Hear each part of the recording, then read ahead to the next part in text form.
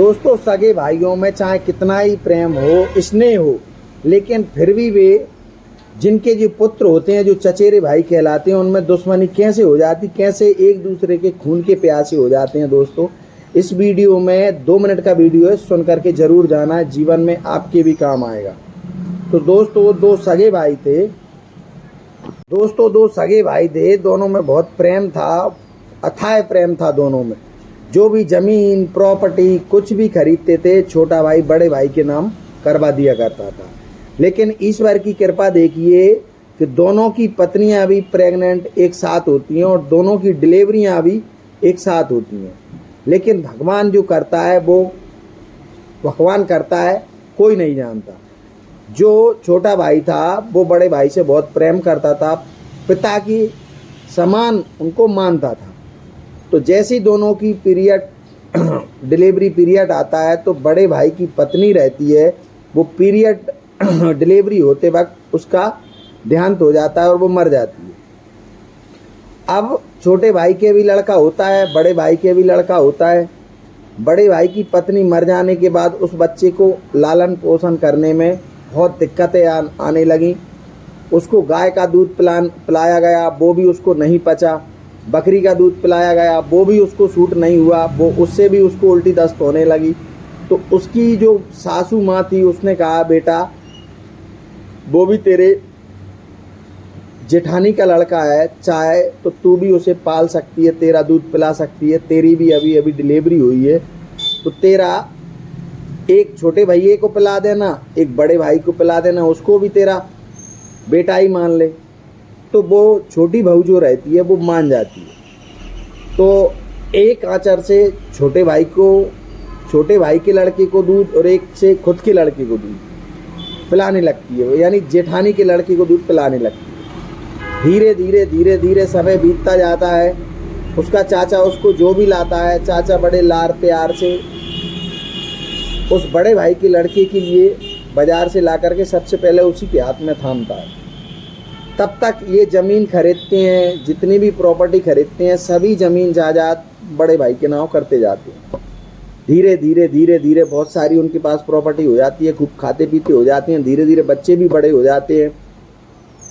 अब समय आता है, उनके जो पिता रहते हैं वो शांत हो जाते हैं कछु बीमारी में, और वो ज़मीन दोनों भाइयों के नाम आ जाती है। लेकिन छोटा भाई जो रहता है उसके पास ज़मीन कम रहती है, क्योंकि उसका पिता का हिस्सा आया। भाई के नाम जो खरीदी थी उसमें से उसने कुछ नहीं लिया। अब कुछ दिनों बाद उसका बड़ा भाई भी बीमार रहने लगा। तो बड़े भाई ने कहा छोटे भाई से, बेटा भैया तुझे ज़मीन जो मेरे नाम है, जो एक्स्ट्रा तुम अपन दोनों ने जो ज़मीन खरीदी थी वो मेरे नाम है, वो ज़मीन तेरे नाम भी करा ले, क्योंकि मेरे बेटे के जो आचार विचार हैं वे मुझे पसंद नहीं है। हो सकता है जीवन में ये ज़मीन किसी और को बेच दे और तुझे ना दे, इसलिए ये ज़मीन तेरे नाम करवा ले। लेकिन छोटा भाई ईमानदार था, विश्वास करता था बड़े भाई पर, पिता के समान मानता था। उससे कहने लगा, कोई बात नहीं है भैया, जब भी समय आएगा, अभी मेरे पास पैसे नहीं हैं, जब भी होंगे तो मैं दोनों ये ज़मीन, आपकी जो ज़मीन है वो मेरे नाम करवा लूँगा। आप मर जाओगे तो मैं इस लड़के से करवा लूँगा। लेकिन कुछ कारण बस बीमारी में वो मर जाता है। अब मरने के बाद जो उसकी माँ पहले ही मर गई थी, अब पिता और मर जाता है, तो लड़का हो जाता है बिल्कुल आवारा। धीरे करके वो खुद के नाम की, जो पिता के नाम की ज़मीन थी, वो बेच देता है, और भाई की जो ज़मीन रहती है बड़े भाई की, वो भी उसके हिस्से पर आ जाती है और वो भी उसको बेचना शुरू कर देता है। अब उसके चाचा ने कहा कि भाई जो ज़मीन हम दोनों भाइयों ने खरीदी थी वो ज़मीन भाई हमारे नाम कर दे।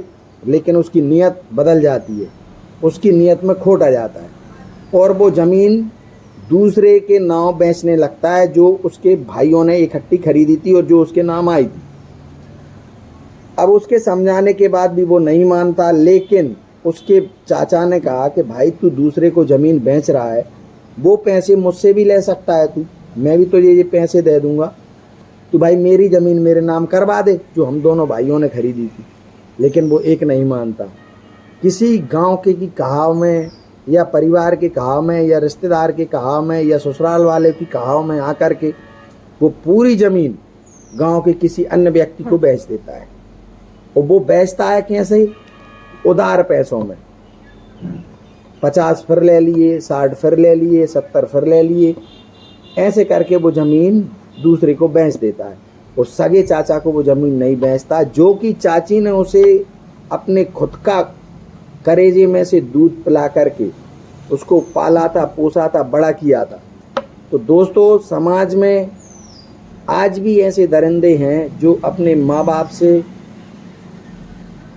समझने चाहिए चाचा चाची को, आज उनके बच्चों का गला काट दिया।